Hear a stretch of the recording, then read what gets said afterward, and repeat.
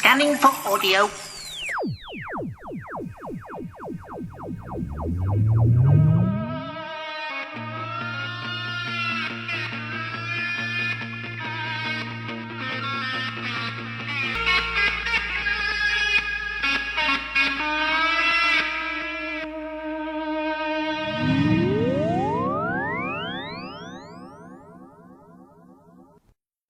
Welcome to Dice Dad number 3. When I left you last time, I was learning the combat system and the magic system. Now, I've done some research and read some more PDFs online. I realised I would need some sort of DM's screen, so what I did was I had a plastic folder and some bulldog clips that allowed me to attach everything together so that I could hide my notes. From Ryman's, I bought 2 exercise books, one for me and one for my wife and daughter, in order for them to draw the map as they went. They're great at doodling and filling in things and writing down interesting facts. I'd managed to track down an extra few sets of dice so that they could have one and I could have one. Well, alright, 4. I wasn't going to skimp. These dice used to be incredibly expensive. You can get a full set for like £1.50 now. It's brilliant. I couldn't believe how cheap some things were, and I also couldn't believe how expensive some other things were. Things like the Dungeons & Dragons Cyclopedia. Oh my God. What this book is a collection of every single one of the boxed set guides. Now, in the 80s, this is the 80s, a Dungeons & Dragons set would cost you a tenner. That's the equivalent of something like 40 quid these days. It was something you really had to strive for. Hence the reason that I photocopied mine. I never truly owned a first edition of Redbox Dungeons & Dragons set until this year. I am definitively behind the times. So I'm sat there with my rulebooks. Now the Cyclopedia is all 4 and some of book set 5, which would have cost you, 50 quid back in the 80s. Available in one hardback book with all of the rules cleaned up and made to fit together. Basically, if you've ever really played this, you can have the Cyclopedia and you can look up all of the rules in one go. They published them all in one big book in about 1995, something like that, just before they stopped doing Dungeons & Dragons and moved on to the 4th and 5th editions. The 5th edition is the game that you can play these days and you can track down. That's not a cheap piece of kit, but it is a very different game. It has its heart in the same place, but out I've read of the descriptions elsewhere, it is a very different game. So we're sticking with the red box edition. This Cyclopedia, and I must admit, and I'm not telling you to go and find this, you can find the PDF for the Cyclopedia, not encyclopedia. If you are inspired to become another Dice Dad and introduce your kids to role-playing, it's a great place to start, because every single rule is out there and it is free. I don't know if that is a legitimate version or not, but you can find it, and it's all the rules you'll ever need. But of course, that's not an advert. I'm just saying I'm sure you can find it out there. I'm sure you can find PDFs of all sorts and read them on your iPad like some strange quasi-futuristic space lord. Because let's face it, in the 80s, if someone showed you an iPad, you'd think they were a god. Or at least someone from another world. And by iPad, of course, I mean Samsung Tab 4. There's no way I'd possibly ever buy Apple products. Oh, I dig it, Apple. If you're playing the Tin Dog Podcast drinking game, have a drink now. That's not important. What is important is that we were ready. I had my adventure, I'd created characters for them, I'd created non-player characters. It's a thief. Now, I don't like the word thief because my daughter, being 7, goes, thieves are bad. But the character class is great. Have you tried explaining what a cleric or a priest is to a kid who goes to a Church of England school? That's going to be a nightmare. Oh, they worship our god. It's just going to be weird. Healer, you can get away with. Magic healer, fair enough. So cleric who worships strange gods owned by other people, that's about as far as you're capable of getting. So I was leaving cleric until we'd played the games a bit, which of course meant that I had to get some, because let's face it, clerics are a bit rubbish anyway. All they're really useful for is healing. Now once they're higher level, fair enough, but then they become like bishops and all sorts, and that's just odd. So you've got to have a balance.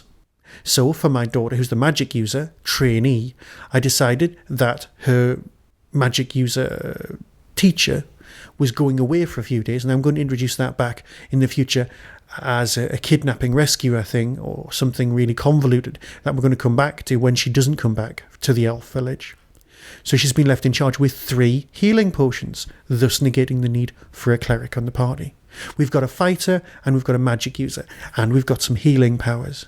You'll need a thief in order to get in and out. Now, in The Hobbit, we got round using the word thief by using the word burglar. I also didn't really want any halflings hanging around just yet, although I did manage to track down some very nice, almost Lego Hobbit figures which look brilliant. So we sat down to play. I did a variant on the original thing. Now I decided to keep the gaming sessions down to about an hour and a bit in order not to let our daughter's concentration wander. You can have a laugh, and boy did we laugh. I'd forgotten how much fun it was. My wife did ask if it was different playing between, with your family, with kids, versus playing with a load of boys. Because let's face it, that's what we did. And the answer is no, it wasn't. We laughed. We still thought things were funny. Admittedly, moments like my daughter wanting to apologise to the rats when we killed 2 of them before we moved on to the giant speaking wall with the orange mouth that give you the question, what comes next? O, T, T, F, F, S, S. What's the next letter? And if you don't know, I'll leave that one with you. You can figure it out yourself. It's not particularly challenging. My 7-year-old did work out the answer, so that's not important. We had a great session, and you know what? I'm sure we'll be playing again. We've got a whole dungeon to go. And with this, I'm going to get all the way to the end of this huge dungeon where there'll be a massive fight. Because what enticed them there was they had a dream that someone in a cave was calling to them asking for help. They'll eventually find a queen or a princess asleep next to a dagger. They'll work out that they give the dagger to the dead body. It wakes up the dead body. And then her sister comes down the stairs and they have a fight. Whose side will the team be on? I don't know. Now, I am going to do it that they are sisters. There isn't a good character and an evil character and they're not 2 people at war, which is what it will seem like. The survivor, the victor, whichever one of the sisters it is, because I've done them both as NCPs, quite high-level magic users, will get them, which will get the rest of the team. That's the thief that they found bleeding to death, my wife and my daughter's characters, the elves, the magic elf, the fighter elf, to go on a quest for something or other and take her with them. So we'll have an adventuring party or send them on a mission. Whichever one wins will become the primary one. It's kind of a moral decision. It's not a trick, it's not magic, it's nothing like that. So that's where we'll be going with this. But that's the other end of the dungeon. Until then, we've got goblins and skeletons and rust monsters to deal with. And for that, I'll keep you informed. So for the moment, this is Dice Dad signing off and hope you're enjoying your summer. So until next time, be seeing you. On the 3rd of September 2016, Hooverville 8 will be with us.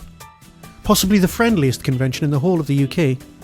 This year's guests include, but are not limited to, Kai Owen from Torchwood, Michael Jason from Doctor Who, the Valiard himself, Katie Manning, Joe Grant, Eric Sayward, Sophie Aldred, good old Ace, and Matthew Dale.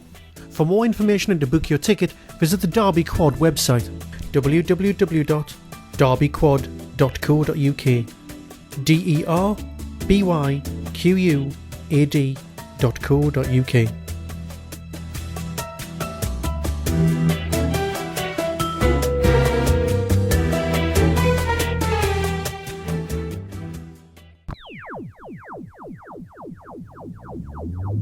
That was the Doctor Who Tin Dog Podcast, available on iTunes, YouTube, Twitter, RSS, Vimeo, and across the internet. Doctor Who and its associated properties are all copyright and trademark of the BBC. No infringement is intended. Why not become a supporter by visiting patreon.com/tindog. Contact the show on tin-dog@hotmail.co.uk. The Tin Dog Podcast is a founder member of the Doctor Who Podcast Alliance.